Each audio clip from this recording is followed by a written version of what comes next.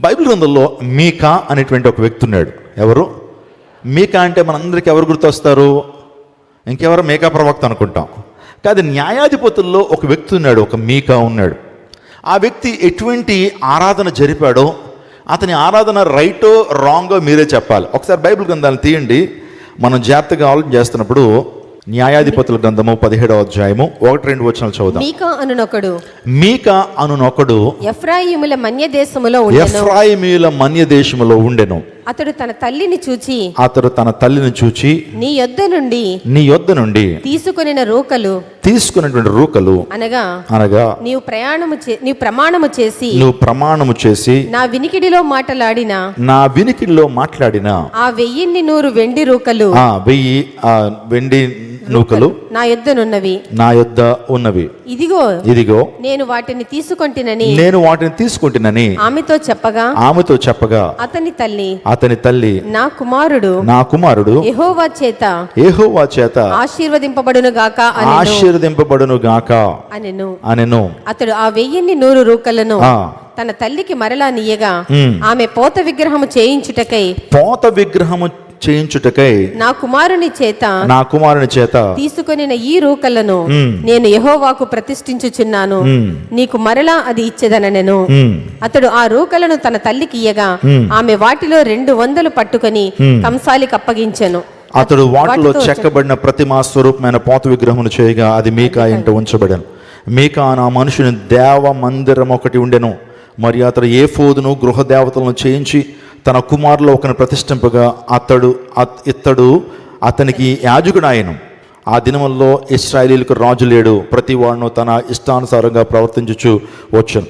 So ఇదంతా చదవడం కంటే నేను ఎక్స్ప్లెయిన్ చేస్తాను, చాలా జాగ్రత్తగానండి. మీకా అనేటువంటి ఒక వ్యక్తి ఉన్నాడు. ఈ వ్యక్తి ప్రవక్త కాదు, ఒక సాధారణమైనటువంటి వ్యక్తి. ఈ వ్యక్తి ఏ గోత్రికుడు అని అంటే ఎఫ్రాయిము గోత్రికుడు. అందరనండి, ఎఫ్రాయిము గోత్రికుడు. ఈ వ్యక్తి తన తల్లి వాస్తవానికి కొన్ని రూకలు ఇచ్చింది. ఇద్దరు కూడా యెహోవా దేవుని భక్తులే. ఇద్దరు ఎవరు భక్తులు? యెహోవా దేవుని భక్తులే, మంచి విధానంలోనే ఉన్నారు. కానీ ఎఫ్రాయిము గోత్రికుడు ఏంటంటే మీకా ఏం చేశాడంటే తన ఇంటిలోనే ఒక దేవాలయాన్ని ఏర్పాటు చేశాడు.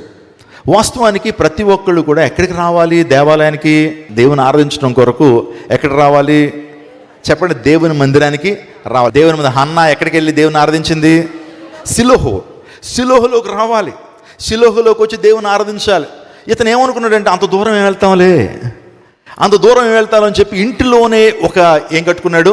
ఒక దేవాలయాన్ని కట్టేసి తన దగ్గర ఉన్న డబ్బులతో కొన్ని విగ్రహాన్ని చేయించాడట. ఏం చేశాడు? పోత విగ్రహాన్ని చేయించేసి తన ఇంట్లో పెట్టేసి ఇప్పుడు దేనికి పూజ చేస్తున్నాడు? పోత విగ్రహాలను పూజ చేస్తున్నాడు. సో మరి ఆ ఇంట్లో ఎవరు కావాలి? ఆ ఇంట్లో ఆ దేవాలయంలో ఎవరు కావాలి? యాజకుడు కావాలి కదా, ప్రీస్ట్ కావాలి కదా. అందరూ బట్టి ఎక్కడెక్కడికి వెళ్ళటం ఎందుకు? నా కుమారుడు ఉన్నాడు కదా, నా కుమారుడిని నేను ఏం చేస్తాను? యాజకునిగా చేసేసి ఒరే కొడుకు, అది ఇది కాదురా, నువ్వేం చేయాలి? మన ఇంట్లోనే గుడి పెట్టాం కాబట్టి మన ఇంట్లో ఏముండాలి? నువ్వే యాజకునిగా ఉండాలి అనేటువంటి విషయాన్ని చెప్పేశాడు. చెప్పి ఇంకేం చేస్తున్నారంటే ఇంటిలోనే తన కుమారుడు ద్వారా యాజకత్వాన్ని జరిగిస్తూ ఆ యొక్క దేవునికి అక్కడే నైవేద్యాన్ని, అక్కడే దేవునికి ఆరాధన సమర్పిస్తున్నారు. ఆలోచన చేయండి. ఇక్కడ మనం చూస్తా ఉన్నప్పుడు అతడు చేస్తుంది కరెక్టేనా? పోత విగ్రహాన్ని నిలబెట్టాడు, పోత విగ్రహాలను పూజ చేస్తున్నాడు. దేవుడు ఏం చెప్పాడు? నిర్గమాకాండాన్ని జాగ్రత్తగా ఆలోచన చేస్తున్నప్పుడు 10 ఆజ్ఞల్లో నేను తప్ప వేరొక దేవుడు నీకు ఉండకూడదు, పైన ఆకాశం అందేనో భూమి కిందేనో భూమి అందేనో ఏ విగ్రహాన్ని నువ్వు చేసుకోకూడదు, దాని ముందు సాగిలు పడకూడదు. కానీ ఈ వ్యక్తి ఏం చేశాడంటే ఆ మొదటి ఆజ్ఞనే మీరేశాడు. ఏంటి? పోత విగ్రహాన్ని నిలబెట్టి అందులో ఎవరిని చూస్తున్నాడంట? యెహోవా దేవుని చూస్తున్నాడట. అందులో యెహోవా దేవుని నామం పేరటే పూజిస్తున్నాడట. అందును బట్టి చెప్పండి, దేవుని వాక్య ప్రకారము ఇది కరెక్టేనా? ఆల్టర్ రాంగ్, కానీ వర్షిప్ కరెక్టే. అక్కడ బలిపీఠం తప్పుడు బలిపీఠం, కానీ అక్కడ ఆరాధిస్తున్నటువంటి ఆరాధన కరెక్ట్గానే కనిపించవచ్చు. ఇంకొక మాట చెప్తున్నాను. వాస్తవానికి ఈ వ్యక్తి ఎఫ్రాయిము వంశానికి చెందినటువంటి వాడు, ఎఫ్రాయిము గోత్రం. దేవుడు ఎవరిని యాజకుడు ఉండమని చెప్పాడు పాత నిబంధన కాలంలో? చెప్పండి, యాజకులు ఎవరు ఉండాలి? లేవీలు ఉండాలి. కానీ వీడు ఎఫ్రాయిము గోత్రం నుంచి ఒక యాజకుడు నిలబెట్టేశాడు. అంటే దేవుని ఆజ్ఞలు ఏం చేస్తున్నారు? వీళ్ళు మీరుతున్నారు, దేవుని ఆజ్ఞలు మీరుతున్నారు. మీరు ఆలోచన చేయండి, మనం దేవుని ఆజ్ఞలను మీరుతూ, దేవుని యొక్క కట్టడలను పాటించకుండా, దేవుని ఆజ్ఞలను మీరుతూ, వాటి విషయంలో కనీస జ్ఞానం లేకుండా మనం ఆజ్ఞలు మీరుతూనే, దేవుని మాటలు వినకుండానే ఆరాధన చేస్తున్నాం. ఆరాధన దేవునికి అంగీకారమేనా? అది కూడా మనకి మీకా ఆరాధనలాగే ఉంటుంది. చాలామంది మీకా ఆరాధికులు ఈ ప్రాంతంలో ఉంటారు.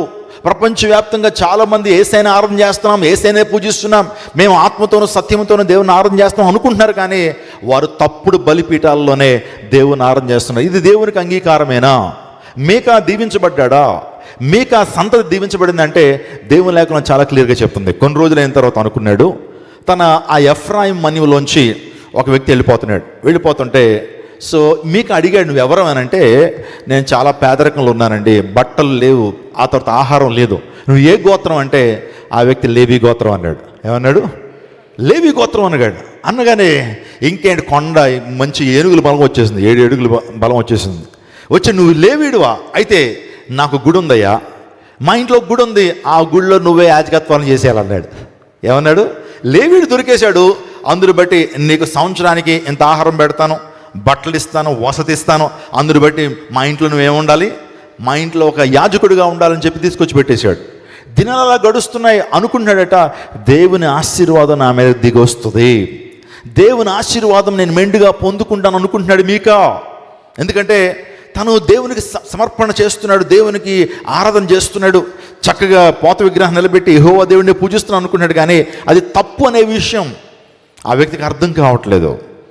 కొన్ని దినాలు అయిన తర్వాత దాను గోత్రికులు, ఎవరు? దాను గోత్రికులు, వారు స్వాస్థ్యం కోసం తిరుగుతున్నారు. ఎక్కడ స్వాస్థ్యాన్ని సంపాదించుకోవాలని తిరుగుతున్నప్పుడు అలా తిరుగుతూ ఎఫ్రాయిం మన్యం దగ్గరికి వచ్చారు. ఎఫ్రాయిం మన్యం దగ్గరికి వచ్చేప్పుడు ఎవరు కనబడుతున్నారు? మీకా కనబడుతున్నాడు. మీకా దగ్గర ఒక గుడి, ఆ గుడిలో పోత విగ్రహాలు, ఒక యాజకుడు, ఒక లేవి యాజకుడు. ఈ సెటప్ అంతా కనబడేటప్పటికి దాను గోత్రులు మీకాని పిలిచారు. ఏంటయ్యా ఈ యొక్క సెటప్ ఏంటి అన్నారు. అవునండి, మా ఇంట్లో మీది పెట్టుకున్నాను, ఆ తర్వాత యాజకుడు విన్నాను అంటే, వెంటనే ఆ పోత విగ్రహాలని ఏం చేశాడు? దాను గోత్రులు తీసేసుకున్నారు. ఏంటండి మీకు అది అన్యాయంగా అనిపించట్లేదంటే, అన్యాయమా గిన్యాయమా, పక్కెళ్ళు అని చెప్పి మీకాని పక్కకు తోసి ఆ పోత విగ్రహాన్ని కూడా దాను గోత్రికులు తీసుకుని, ఆ యొక్క యాజకుడిని కూడా వారు హస్తగతం చేసుకుని, ఆ గుడిలో పోత విగ్రహాలని వారు తీసుకుని, నువ్వు ఎవరికి చెప్పుకుంటావు చెప్పుకో అని చెప్పి మీకాని పక్కకు తోసేశారు.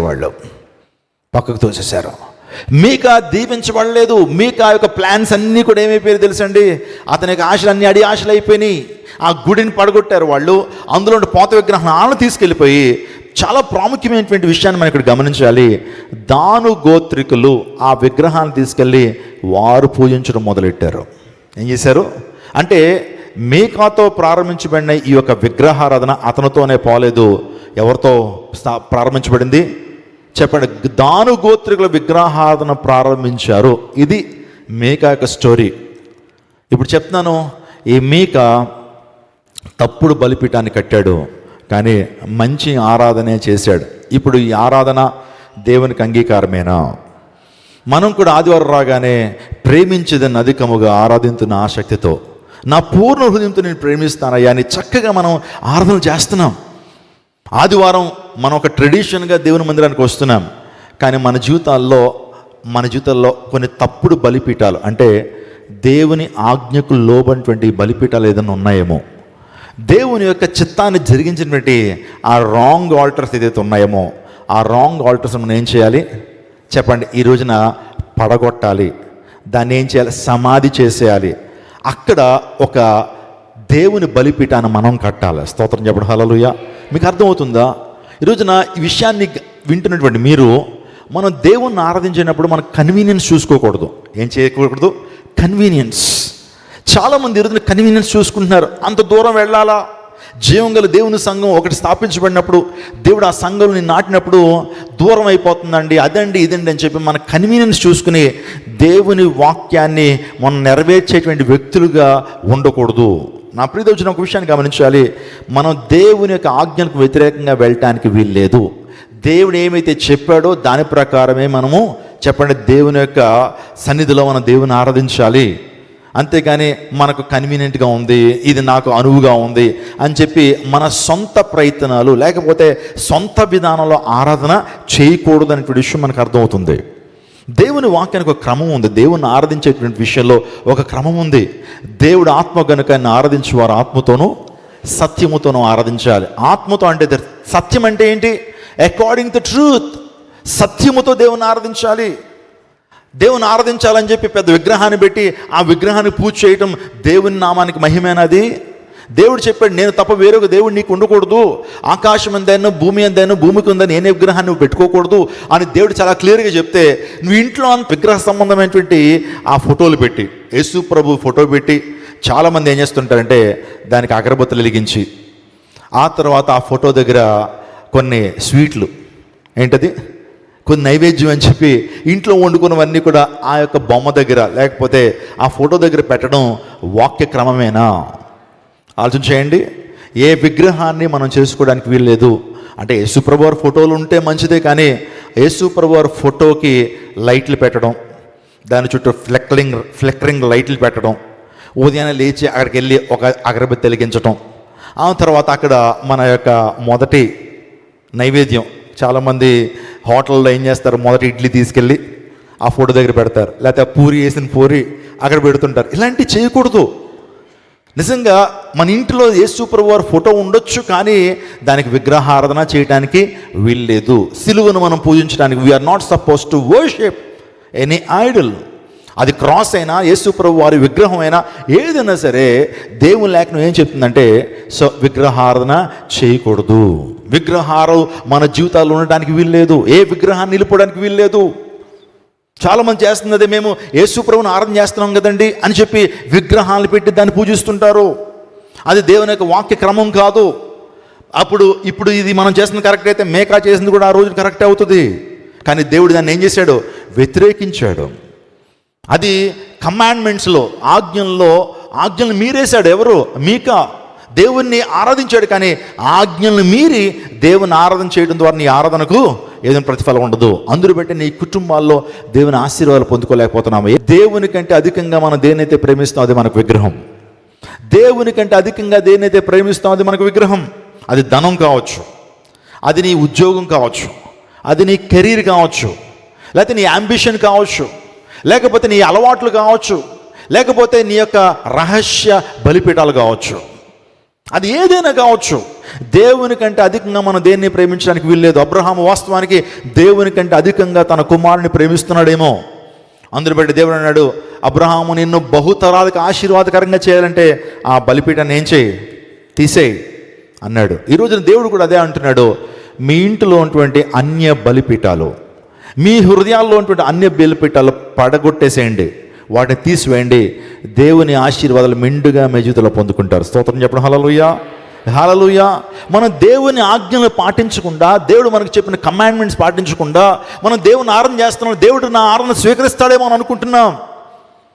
దేవుని ఆజ్ఞలు మీరి దేవుని యొక్క కమాండ్మెంట్స్ ప్రక్కన పెట్టేసి కొన్ని విషయాలు మాత్రమే మనం వింటాం. దేవుని ఆజ్ఞలు కొన్ని విషయాలు మాత్రమే పాటిస్తాం. మనకు అనువుగా ఉన్నటువంటి వాటినే పాటిస్తాం, అనువుగా లేనిటువంటి మనం పాటించాం. అందులో బట్టి మన జీవితాల్లో ఈ అన్య బలిపీఠాల ద్వారా మన జీవితంలో ఆశీర్వాదం కలగట్లేదు.